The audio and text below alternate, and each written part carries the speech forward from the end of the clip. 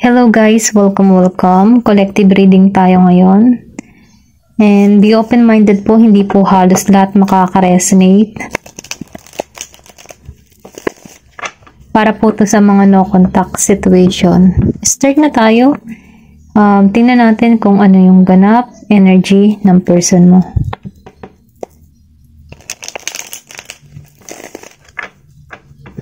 Give me the message for collective. Para sa no contact situation. Excuse me po. Anong energy ng person mo ngayon?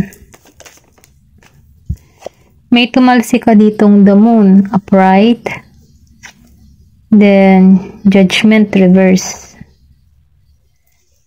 Okay. Give me the message for collective. Meron ditong King of Swords. Give me the message for collective. Meron ditong Six of Cups. Okay. Nakikita ko dito, no, yung tipong mahal niyo po yung isa't isa. Meron ka pa rin nararamdaman sa person mo. Pero ganun pa man, ganun din ang nararamdaman ng tao nito. Equal lang. Kaya lang itong tao nito, sarado pa yung kanyang kaisipan. Yung emotion niya, nahihirapan siya sa sitwasyon or yung dinanas ng connection nyo. Kumbaga, no, nakatingin to lagi sa buwan or pwede rin sabihin, ikaw yung tipo ng tao na nating kasabuan. Yung tipo na nagtatawagan kayo or yung energy mo na hatak ng tao na ito. Ganun yung energy. Sarado pang kaisipan nito or pwede rin sabihin na naunawaan niyo yung sitwasyon na meron kayo, okay? Kasi wala ditong judgment eh. Kumbaga naka-reverse siya. So, nakikita ko rin dito na may pagkasarado or sinarhan mo na rin ang puso mo sa tao na to. Pero ganun pa man, kahit sinasarhan mo pa, kahit sinasarhan mo yung puso mo sa tao na ito, kasi meron ditong ginising eh, wake up call sa inyong connection. Pero ganun pa man, dahil naka-reverse, iba kayo ng landas, yung baga nag-separate kayo na hindi maayos. Pero kahit umalis kayo ng hindi maayos sa bawat isa, nandun pa rin yung string, okay? Yung energy, yung connection, soul connection, okay? Ito na yung nararamdaman ko dito. Then, dito sa King of Swords, nafe-feel ko dito sa King of Swords, ang energy niya, King of Swords. So, ibig sabihin, marami na tong natutunan sa connection nyo. Or pwede rin sabihin na matalino tong person mo, okay? Yung tipo bang mataas yung ego neto. Pero kahit ganun kung bakit siya nagiging matibay sa panahon ngayon, kasi dahil sa mga experience na naranasan niya sa buhay, kung paano siya nagiging matatag, matalino. Meron tong isang salita. Kaya lang yung connection nyo, meron ditong hindi nagkaugnay sa bawat isa. Yung tipo bang meron kang paniniwala at meron din siyang sariling paniniwala na magkaiba kayo ng paniniwala. Ganon yung energy, no? Hindi halos lahat makaka-resonate. Ito lang yung nararamdaman ko. Meron kayong emotion, okay? Kasi meron ditong the moon. May feeling kayo sa bawat isa, pero ang nangyayari dito, naging sarado. Hindi kayo nagkaroon dito ng compromise. Okay? Yung pagkakasundo, nawala yun. Ginising kayo, pero sarado pa eh. Okay? Pero meron ditong wake up call sa inyong dalawa, sa inyong connection, pero hindi nyo pinapansin yung wake up call para sa inyo, yung intuition, yung guidance. Kasi pareho kayong matigas, or pwede rin sabihin, pareho kayong matigas dito. Pareho kayong nagmamatigasan. Pero ganun pa man, ito lang yung nararamdaman ko. Ikaw yung tipo ng tao na maalalahanin, mapagmahal, mapag-aruga. Meron ditong single mother. Ganun yung energy nito. Mapagmahal, mapag-aruga, nakatuon ka sa family mo. Or pwede rin sabihin na masaya ka, kontento ka, kung ano yung meron ka. Ganon yung energy nitong Six of Cups. Kasi alam mo yung tipo na kahit may kakulangan sa'yo, kahit wala kang kapartner sa buhay, kaya mong tustusan yung mga pangangailangan mo sa iyong anak bilang isang ina at ama para sa kanila. Ganun ba? Ganun ba yung energy na nararamdaman ko dito? Kasi, matapang. Pareho kayong ditong matapang. Kaya lang, kahit pareho kayong matapang dito, meron ditong tao na hindi naging bukas yung kaisipan, naging sarado yung kaisipan nito. Maybe meron kayong pinagkaaway na hindi nagkasundo, ganon.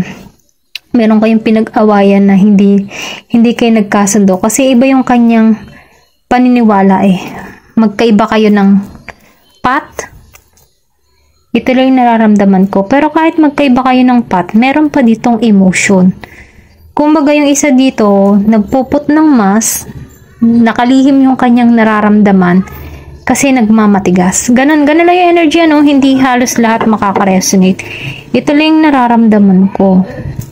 Kasi kung makikita mo dito sa the moon, may mga tinik. So, ibig sabihin, dumanas kayo ng hirap or yung landas sa landas, yung tipo na kung tutuon ka sa tao na to, mahirap yung tatahaking landas. Ganun ba? Yung magkaiba kayo ng parang mahirap yung kanyang landas na tatahakin kung ipagpipilitan yung sarili. Ganun lang yung energy, Tingnan pa natin kung ano pa yung mensahe para sa'yo. Okay. Balik ulit tayo. Pasensya na naputol. May dumating lang. Give me the message for collective no contact situation. Give me the message, tumalsik to. So, meron ditong Chariot reverse. Give me the message. Mahirap yung connection nyo, Ito yung nararamdaman ko. Nahirapan ka sa connection na to. Okay? Nakaramdam ka dito ng pagkawala. Yung tipong pagkawala, yung pakaramdam na nung magkasama kayo, nahihirapan ka sa sitwasyon. Magganit ang pera. Ganun yung nararamdaman ko. Pero meron ako nakikita dito, Six of Wands. Give me the message. Then, Six of Cups. Meron ako nakita dito 666. So, ibig sabihin meron dito mapanukso. Pero tingnan mo na lang din yung angel number ng 666 kasi meron dito mensahe patungkol sa'yo. Okay? Sa Google yung 666, 36 kasi meron ditong something about sa connection nyo. Meron ditong Hermit. Okay. Nafe-feel ko dito, itong tao neto, nakikitaan ka nito ng the one, okay? Ito yung nararamdaman ko. Kasi, romantic to Yung tipo na gusto kanyang puntahan, gusto kanyang suyuin, okay? Gusto niyang ipahayag yung kanyang nararamdaman. Kaya lang, itong tao na to, wala pa, okay? Yung kumbaga, dito siya ginigising Dito siya ginigising. Pero ganun pa man, kahit dito siya ginigising, itong tao na ito, meron ditong nahihirapan sa sitwasyon financial. Hindi balanse. Ito lang nakikita ko. Nahihirapan to sa sitwasyon. Mabagal ang kilos. Kulang siya sa budget or sabihin natin kulang siya sa financial dito.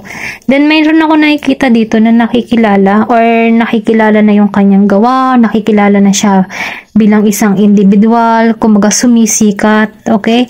Then nafe-feel ko dito na meron ditong sabihin natin na nagkakaroon ng secret admirer sa tao nito. May nakikita nga po pala ako dito na Aries, Leo, Sagittarius, and Scorpio, Cancer, and Pisces. Meron din ditong Virgo.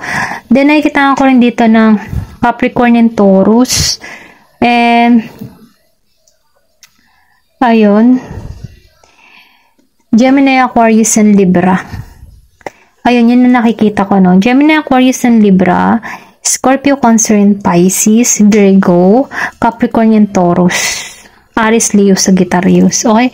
Piliin nyo na lamang pwedeng energy mo to o yung energy ng person mo. Pero dahil ari no contact situation, kung anong energy ng person mo, sa kanya to, no? Nakikitaan ko dito na itong tao na to, maybe nakikitaan ka niya na ikaw ay maayos ang kalagayan, or pwede rin sabihin na nakaka-receive ka ng mga bagong papuri sa ibang tao, nakikilala ka, or pwede rin sabihin may pagsikat. Kasi ang 6 of Wands, nakikilala yung kanyang gawa Yun ang ibig sabihin ng 6 of Wands, may pagkilala. Or sabihin natin na may pagsikat. Kung naman yung ginagawa mo or talento, nakikita ka na dito sa social media or ano pa man, social platform na may pagkilala, may sikat, ganyan. May maraming followers, or sabihin natin na maraming humahanga sa iyong ganda, sa iyong abilidad, or sabihin natin sa iyong pananamit, sa iyong itsura, ganun.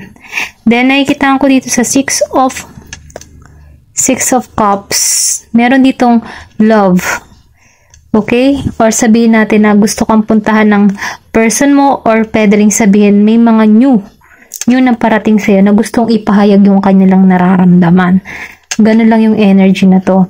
Pero sa tingin ko, ito yung person mo. Gusto niyang ipahayag yung kanyang nararamdaman. Kasi nagkakaroon na to ng kaliwanagan. Maybe nung ikaw ay nanahimik, or pwede rin sabihin energy mo tong si The Hermit. Yung bang tipong ng pananahimik mo, nagkaroon ka ng kaliwanagan, sa pananahimik mo, nakahanap ka ng sagot para sa iyong sarili, sa pananahimik mo, natuklasan mo kung ano yung makakabuti para sa'yo. Ganon. Nagkaroon ka dito ng karunungan, sa madaling salita. Tingnan pa natin kung ano pa yung mensahe para sa'yo. Kung ano pa yung energy. Give me the message for no contact situation.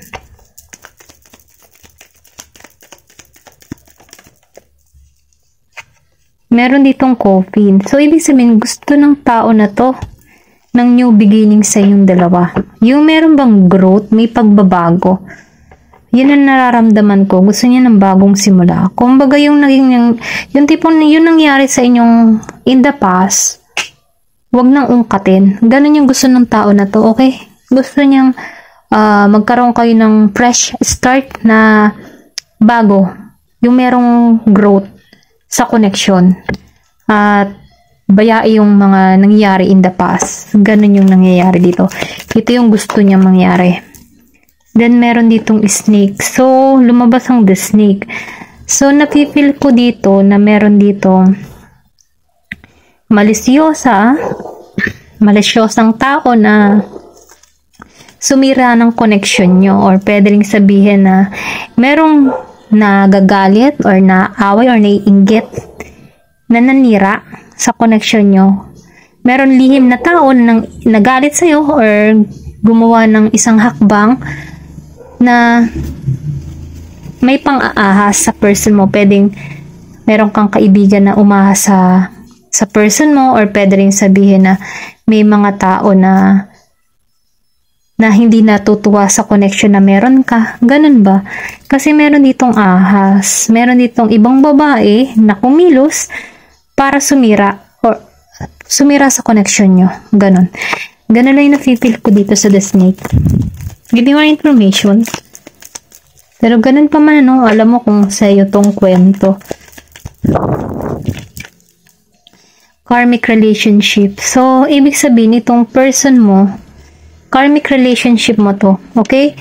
Na kung saan, dumating to sa buhay mo para magkaroon ng lesson at para matuto ka, or pwede ring sabihin na dumating ka sa tao na to para turuan mo siya ng lesson, para merong magbago sa kanya, pag-ugali.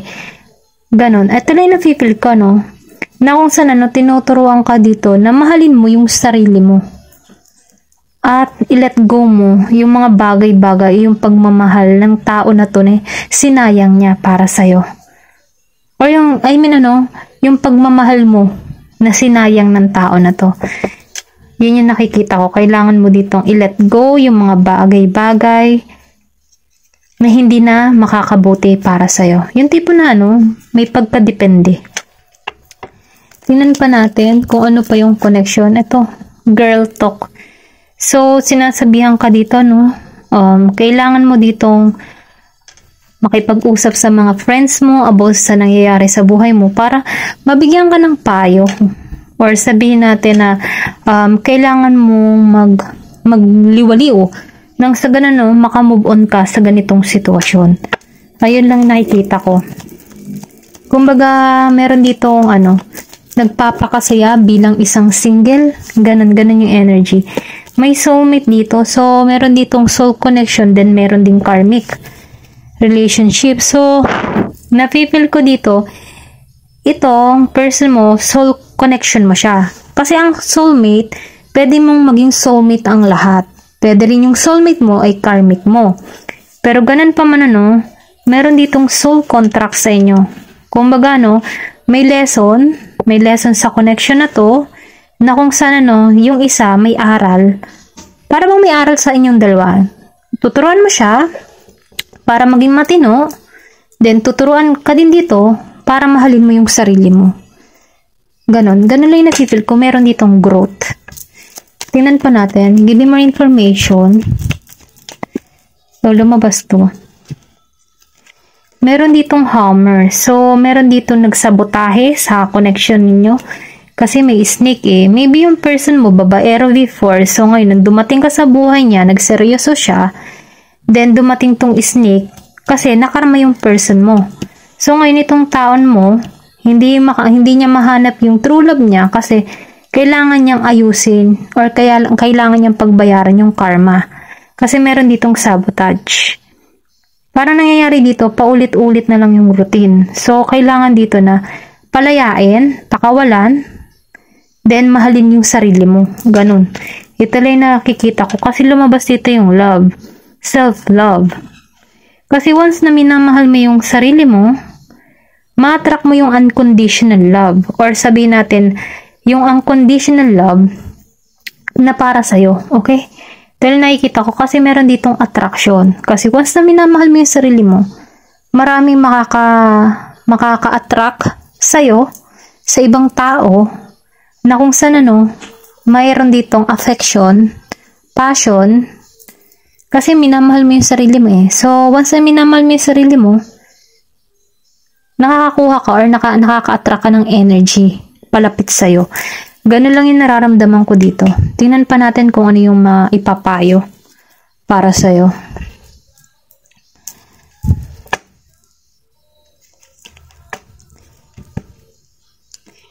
Give me the message for collective. No contact situation. Diana, be one with nature.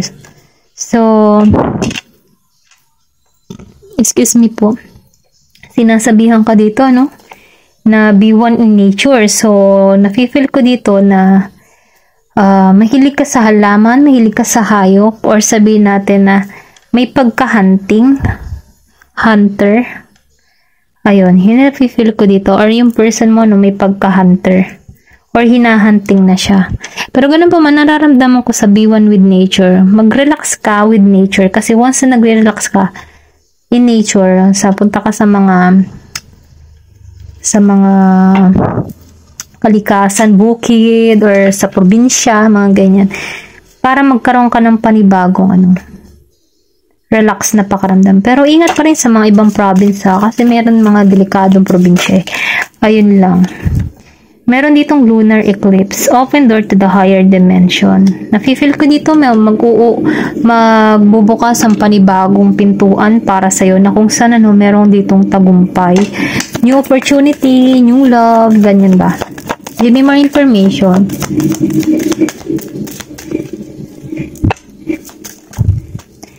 Meron ka dito na last quarter. What is holding you back? So, tinatanong ka dito, what is holding you back? Ikaw yung makakasagot diyan sa tanong na to. Isipin mo din maigi, ano ba yung pumipigil sa'yo? Ayan, okay? Ano ba yung pumipigil sa'yo mag-move on? Ano yung pumipigil sa'yo para hindi makausad? Okay? Ikaw yung makakasagot dito kasi meron ditong nakatago na kung saan ikaw rin ang makakasagot. Tingnan pa natin. Ay, sige, hanggang dito na lamang kasi medyo mahaba na yung aking video.